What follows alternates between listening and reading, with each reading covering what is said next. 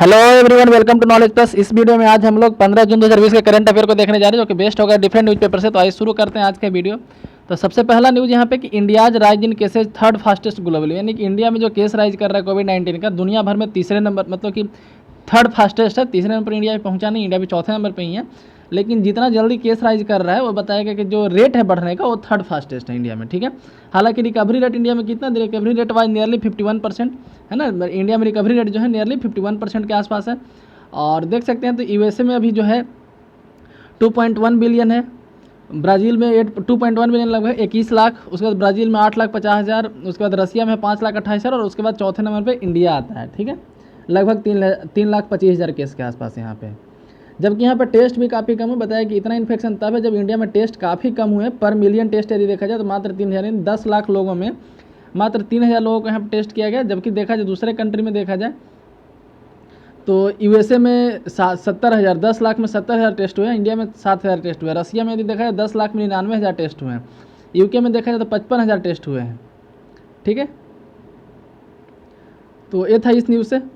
आइए दूसरा न्यूज़ देखते हैं कि स्क्वीज्ड पंजाब हरियाणा ने स्पेस जाम। तो यहाँ पे एक्चुअली हुआ क्या है कि जब पहले पंजाब और हरियाणा दोनों एक ही स्टेट था, है ना, पहले पंजाब और हरियाणा दोनों एक ही स्टेट था, लेकिन 1966 में आई थिंक दोनों अलग बटा था। तो जब अलग बट गया था दोनों, तो उसके बाद इसका जो असेंबली था उसको ही बांटा गया था। अभी दोनों का कैपिटल चंडीगढ़ है, दोनों का कैपिटल चंडीगढ़ है, प्लस में चंडीगढ़ एक यूनियन टेरिटरी भी है ना।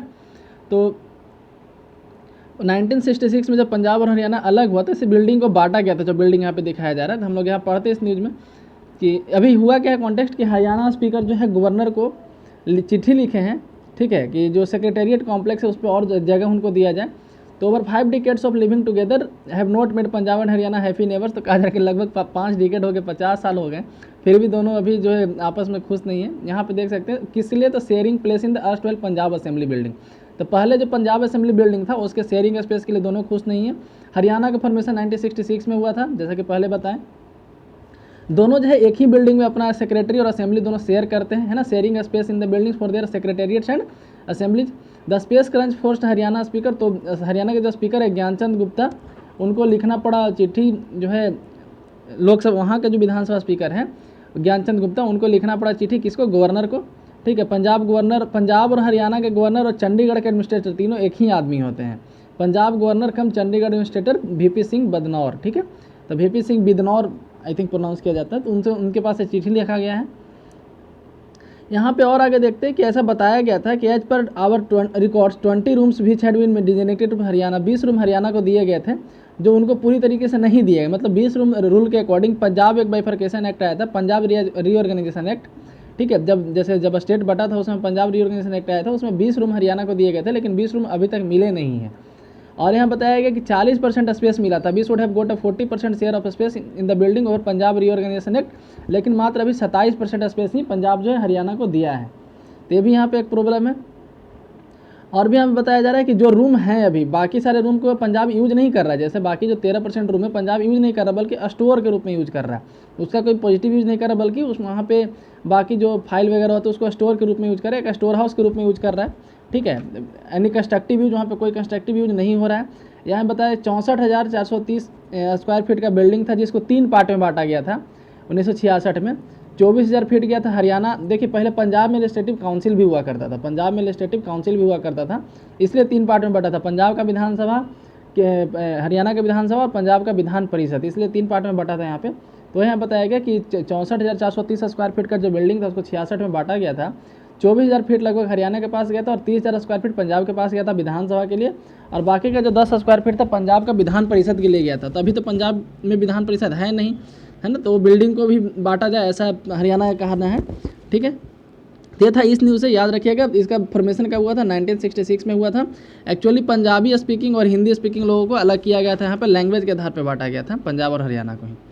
नेक्स्ट यहाँ देखते हैं कि market association to keep stores open. तो CIT का कहना, CIT क्या है, तो confederation of all India traders. ठीक है, confederation of all India traders, जैसा कि नाम से ही पता चल रहा है कि जो इंडिया में जितने भी ट्रेडर्स हैं उनका एक संगठन है ना। कॉन्फेडरेशन ऑफ इंडियन ट्रेडर्स क्या है, तो इंडिया में जितने भी तरह के ट्रेडर्स हैं, जितने भी तरह के ट्रेडर्स हैं उसके लिए कॉन्फेडरेशन एक संगठन है। इसका स्थापना 1990 में हुआ था, 1990 में हुआ था। और दिल्ली में करोल बाग के पास एक व्यापार भवन है ना, व्यापार भवन है, वहीं पे इसका हेडक्वार्टर है। तो इसका हेडक्वार्टर न्यू दिल्ली में है। तो CIT के बारे में याद रखिए, 1990 में स्थापना हुआ था। ये सरकारी बॉडी नहीं है, बल्कि ये मतलब कि लोगों जो पब्लिक है, आम जनता है, जो व्यापारी हैं, उनके द्वारा बनाया गया संगठन, ऑल इंडिया लेवल का है, इसलिए थोड़ा सा बड़ा और ज़्यादा यहाँ पे इसका बात माना जाता है ना। तो अभी ये इसके द्वारा बोला है कि मार्केट एसोसिएशन का कहना है कि स्टोर्स को ओपन रखा जाए, ठीक है, मार्केट को दोबारा बंद नहीं किया जाए, क्योंकि कल दिल्ली में मीटिंग हो रहा था अमित शाह और केजरीवाल के बीच में। तो वहाँ पे ऐसा मतलब कि ऐसा लोग सोच रहे थे कि हो सकता है कि फिर से लॉकडाउन कर दिया जाए। ऐसे भी कल 16 को और 17 को मीटिंग होना है PM और डिफरेंट स्टेट के CM के बीच में। तो ऐसा अफवाह है पूरे इंडिया में कि फिर से लॉकडाउन हो सकता है, लेकिन अभी अफवाह है, इस पर ध्यान मत दीजिए। Next, Riya Anamika Shukla gets a job. तो यहाँ पे एक्चुअली कॉन्टेक्स्ट क्या है न्यूज़ का कि एक अनामिका शुक्ला नाम की कोई टीचर थी, है ना, अप्लाई की थी गवर्नमेंट जॉब के लिए, गवर्नमेंट स्कूल में जॉब के लिए यूपी में, उत्तर प्रदेश में। तो उसके बाद जब इनको जॉब ऑफर किया गया, मतलब जॉब इनको मिला था, रियल अनामिका शुक्ला को ही मिला था जॉब। तो जब इनको जॉब ऑफर किया तो एक्सटेंशन ले ली कि हम 2 साल के बाद, मतलब कि एक लिमिटेड एक पीरियड बताए कि हम इतने पीरियड के बाद जो है मतलब कि जॉब को ज्वाइन करेंगे, क्योंकि उस समय इनका फिजिकल मतलब कि हेल्थ कंडीशन ठीक नहीं था। तो बोले कि हम 2 साल के बाद ज्वाइन करेंगे, ये 2 साल आई थिंक कंफर्म नहीं, मतलब बोले कि कुछ टाइम के बाद ज्वाइन करेंगे। तो हुआ क्या कि जो वहाँ के ऑफिसर्स थे, डिफरेंट ऑफिसर्स, या फिर जो भी किसी से धांधली करके इनके डॉक्यूमेंट पे बस इनका फ़ोटो हटा करके दूसरे का फ़ोटो लगा करके, और लगभग 25 टीचर इस तरीके से अपॉइंट हो गए, फ़ोटो चेंज कर करके, ठीक है। लगभग 25 जिले में टीचर अपॉइंट हो गए अनामिका शुक्ला के नाम पे। तभी एक अकाउंटेंट के द्वारा इसको पकड़ा गया। इस मतलब एक ही नाम, एक ही आदमी के नाम पे इतना सारा पेमेंट जा रहा है ना। तो बाद में पता लगाया गया, तो हर एक स्कूल में छानबीन किया गया, तो कई टीचर तो थे भी नहीं, मतलब कि अनामिका शुक्ला के नाम पे कर रहे थे। कई टीचर मतलब कि जॉब कर रहे थे, पेमेंट भी उठा रहे थे, लेकिन वो तो स्कूल में भी नहीं थे। ऐसा भी देखने के लिए मिला गया। तो फिर रियल अनामिका शुक्ला के पास पहुंचा गया किसी तरीके से थे, तो बोले कि हम तो जॉब लिए ही नहीं है, क्योंकि हम तो एक्सटेंशन पे हैं, है ना, मतलब कि हम तो बोले कि इतने दिन के बाद हम ज्वाइन करेंगे, तो हम तो स्कूल में गए ही नहीं है, 1 रुपये पेमेंट नहीं लिए। तो इसके बाद फिर काफ़ी ये मामला हाईलाइट हुआ, है ना। और जो अभी है रियल अनामिका शुक्ला को जॉब दिया गया है, बाकी सबको जो पकड़ा गया है, ठीक है। नेक्स्ट हम देखते हैं कि रोवर मंकी पार्क प्लान। तो मंकी पार्क का स्थापना किया जा रहा है कहाँ पे, तो शिवमोगा डिस्ट्रिक्ट ऑफ कर्नाटका, कर्नाटका में एक शिवमोगा डिस्ट्रिक्ट है, ठीक है, वहाँ पे मंकी पार्क स्थापित किया जा रहा है। तो इसके लिए वहाँ पे पॉलिटिकल पार्टी के बीच में झड़प चल रहा है कि कहाँ पे स्थापित करना चाहिए। तो जैसे देखते हैं, सॉरी पॉलिटिकल पार्टी तो है ही, इसके अलावा इन्वायरमेंटलिस्ट के भी ऊपर झड़प चल रहा है।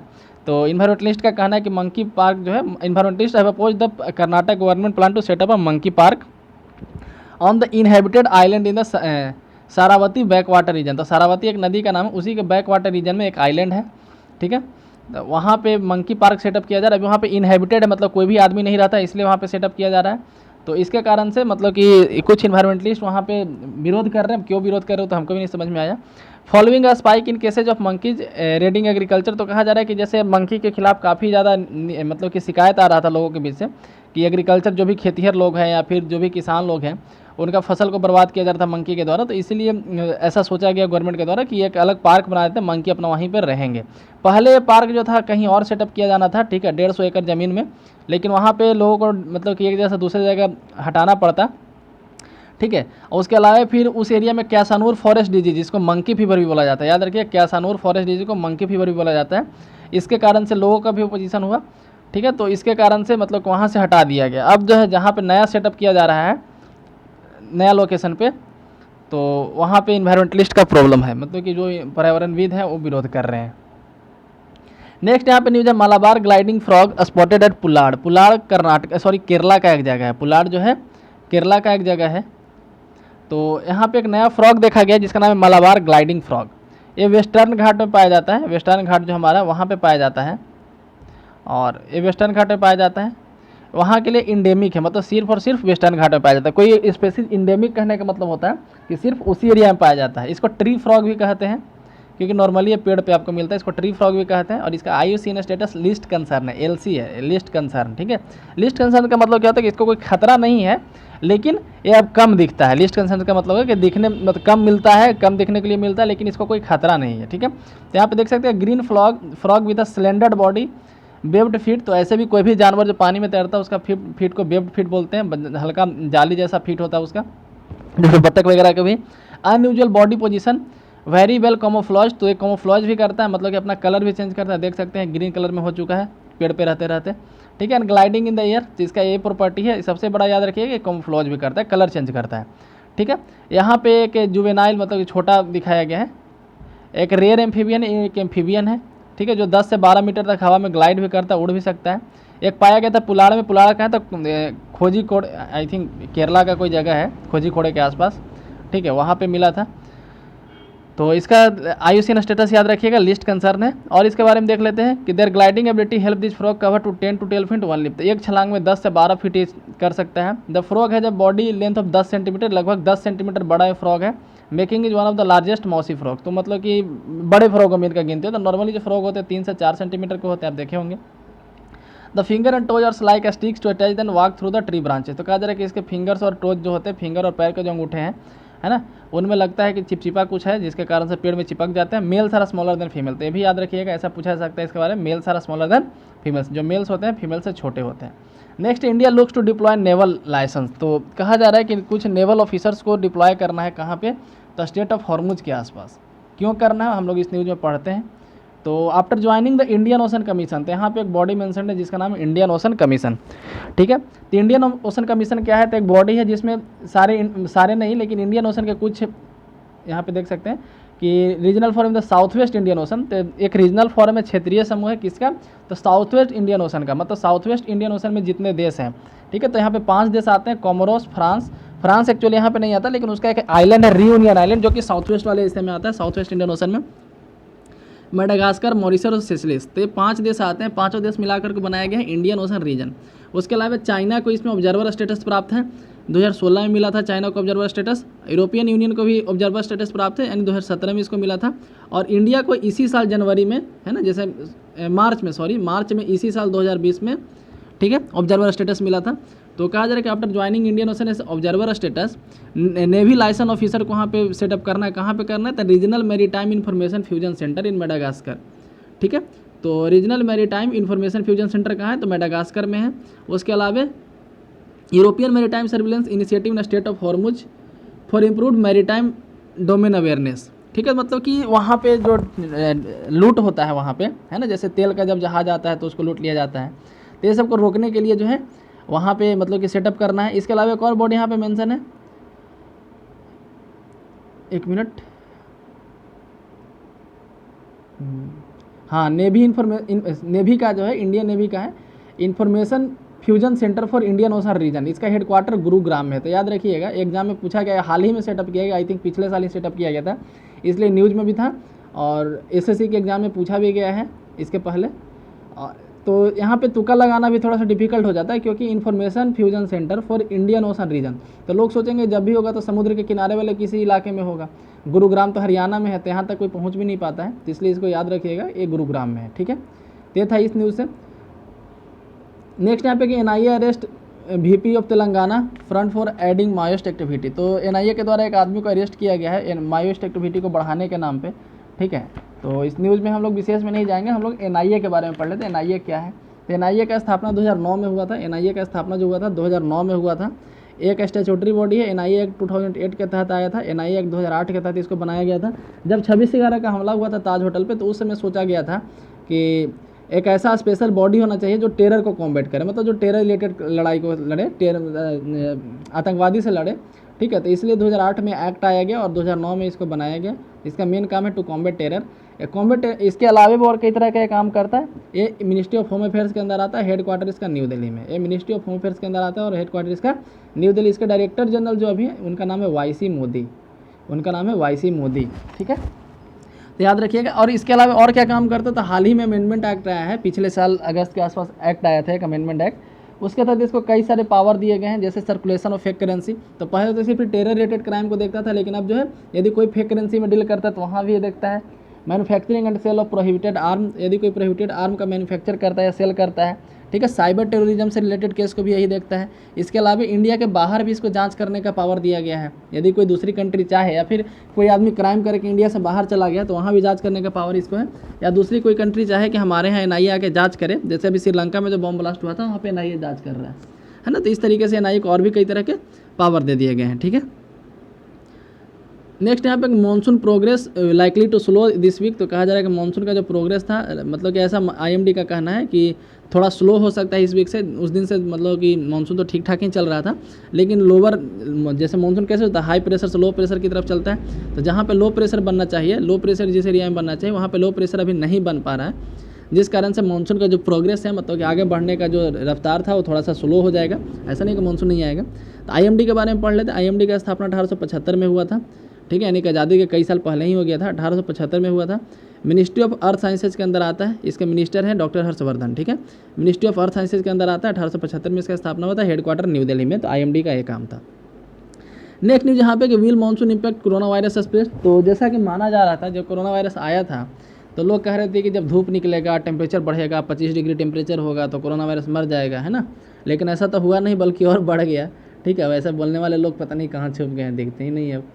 तो हम देख यहाँ पे पढ़ते हैं कि जैसे कहा जा रहा था कि सम मंथ्स एगो when the novel corona virus epidemic was still emerging in India, जब इंडिया में इमर्जिंग कर रहा था नोवेल कोरोना वायरस, तो आशा लगाया जा रहा था कि rising temperature in the summer month would weaken the potential of the virus and slow down it's spread, ठीक है। लेकिन ऐसा तो हुआ नहीं, that didn't happen. Now that the monsoon season is here, तो अब लोगों का क्या उम्मीद लग रहा है कि बरसात जब आएगा तो बरसात में तो ऐसे भी बहुत सारे बीमारी आ जाते हैं, जैसे मलेरिया, चिकनगुनिया, ऐसा बरसात में और फैल जाता है ना, डेंगू मच्छर के काटने से। तो हो सकता है कि कोरोना वायरस और तेज़ी से फैल जाए। कई लोगों का ऐसा अनुमान लगाया जा रहा है, ठीक है। तो ऐसा कोई साइंटिफिक एविडेंस नहीं है कि हाँ बरसात आएगा तो और तेज़ी से फैलेगा, लेकिन ऐसा लोगों के द्वारा सोचा जा रहा है, ठीक है।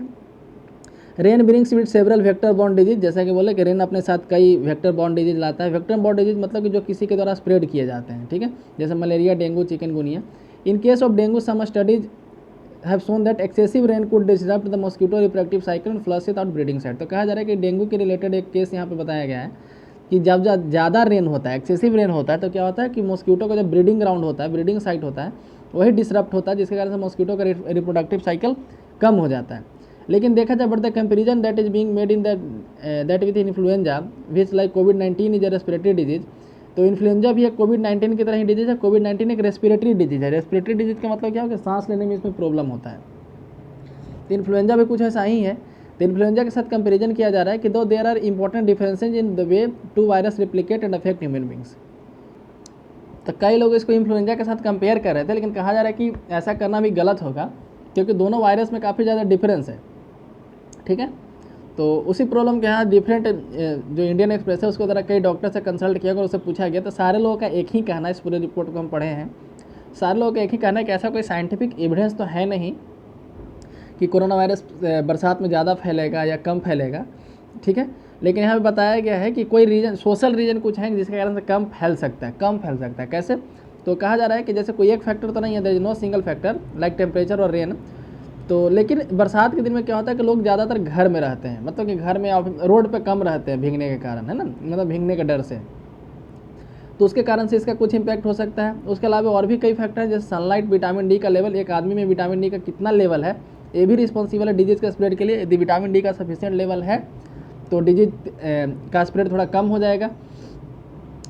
और यही सब बात यहाँ बताया गया कि अभी भी ये भी कंफर्म नहीं है कि in addition there is not very clear how much transmission happen through surfaces से कितना ट्रांसमिशन होता है, ये भी नहीं बताया गया। सरफेस जैसे ह्यूमन कॉन्टैक्ट या थ्रू एयर, इसे कितना ट्रांसमिशन होता है, किस क्वांटिटी में होता है, ये नहीं बताया गया है।